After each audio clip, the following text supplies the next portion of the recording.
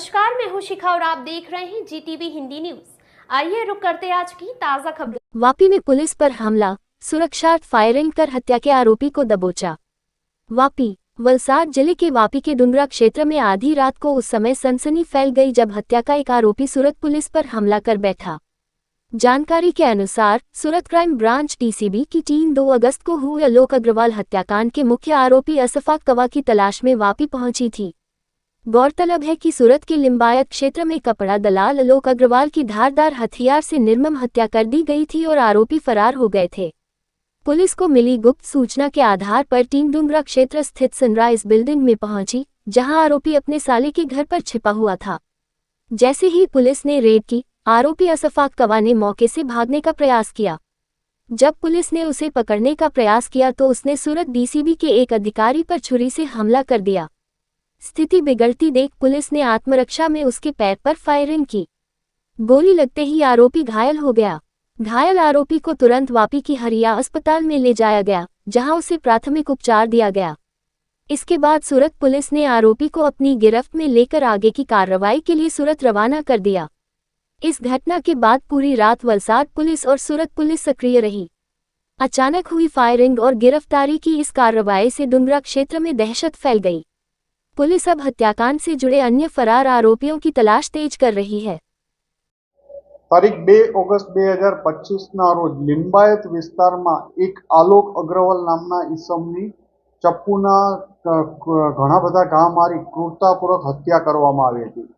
આ બાબતે Surat crime branch, local police, Limbayat police, zone 2 સાહેબના એલસીબી વગેરે દ્વારા આ કેસને ગંભીરતાપૂર્વક તપાસ કરી રહ્યામાં આવ્યો હતો। આ તપાસ દરમિયાન જાણવા મળ્યું હતું કે અશફાક ઉર્ફે કૌવા નાસિર શેખ, જે જહાંગીરપુરા વિસ્તારમાં અને સૈયદપુરા વિસ્તારમાં હોળી બંગલા પાસે રહે છે, એ આ કેસનો મુખ્ય આરોપી છે। એને મરનાર સાથે કોઈ બાબતમાં ઝઘડો થયેલો હતો।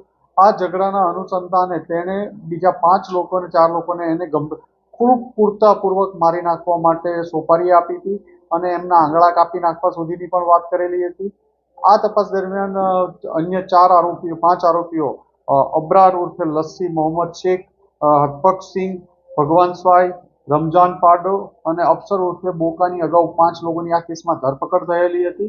ગઈ અને સુરત ક્રાઇમ બ્રાન્ચ દ્વારા આ કેસના મુખ્ય આરોપી અશફાક ઉર્ફે કૌવાની અલગ અલગ જગ્યાએ છેલ્લા 5-7 દિવસથી કન્ટિન્યુ તપાસ કરવામાં આવી હતી, જેમાં મહારાષ્ટ્રમાં માલેગાંવ, નંદુરબાર, ચીખલી, વલસાડ, નવસારી અલગ અલગ જગ્યાઓ પર સુરત ક્રાઇમ બ્રાન્ચના અલગ અલગ પોલીસ ઇન્સ્પેક્ટરોની ટીમ દ્વારા સતત આ બાબતે તપાસ કરવામાં આવી હતી।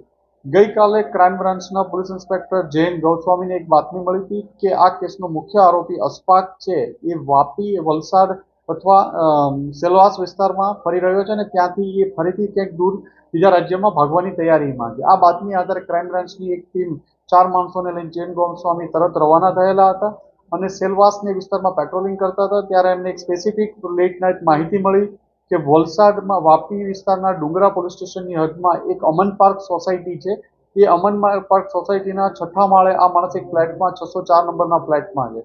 ક્રાઇમ બ્રાન્ચની ટીમ દ્વારા સમય બગાડ્યા સિવાય તરત જ આ જગ્યા ઉપર પહોંચી અને દરવાજો નોક કરતા એક ઇસમ દ્વારા દરવાજો ખોલવામાં આવ્યો હતો। એનું નામ સાજિદ ઉર્ફે શાહરૂખ પણ કહે છે। એની પૂછપરછ દરમિયાન કોઈ ઇસમ અંદર છે કે નહીં તો એણે કંઈ જવાબ ન આપ્યો। દરમિયાન 2 માણસો એમને પાસે ઊભા રહી અને બીજા પીઆઈ જૈન ગૌસ્વામી અને બીજા માણસો કે જે રૂમ તપાસતા હતા તે એક રૂમનો દરવાજો નોક કરતા અંદરથી અશફાક એક લેડી બહાર આવી અને અંદર જતા અશફાક હાજર હતો। અશફાકે ચપ્પુથી પોલીસ ઇન્સ્પેક્ટર જૈન ગૌસ્વામી ઉપર હુમલો કરવાનો પ્રયત્ન કરતા પોલીસ ઇન્સ્પેક્ટર જૈન ગૌસ્વામી દ્વારા ફાયરિંગ કરવામાં આવ્યું હતું, જેમાં એના પગના ભાગમાં, નીચેના ભાગમાં ઈજા થયેલી હતી। પોલીસ દ્વારા તુરંત જ 108ને બોલાવવામાં આવી અને એ સાથે 108ને આવતા એ પહેલાં જ પોલીસની ટીમ દ્વારા એને હોસ્પિટલ લઈ જવામાં આવ્યો હતો। ત્યાં એને ગંભીર ઈજાઓ પણ થયેલી છે અને તેને એક્સરે વગેરે દ્વારા ડિસ્ચાર્જ કરાવીને આજ ક્રાઇમ બ્રાન્ચ ખાતે લાવવામાં આવ્યા છે અને આગળ વધુ તપાસ માટે એને લિંબાયત પોલીસ સ્ટેશન સોંપવાની કાર્યવાહી કરવામાં આવી। ताजा तरीन खबरों के लिए बने रहिए हमारे साथ। अगर आपको हमारी वीडियो पसंद आए तो चैनल को लाइक करें, शेयर करें, सब्सक्राइब करें और हाँ, बेल आइकन दबाना ना भूलें। Welcome to our YouTube channel. Don't forget to like, subscribe and share the video.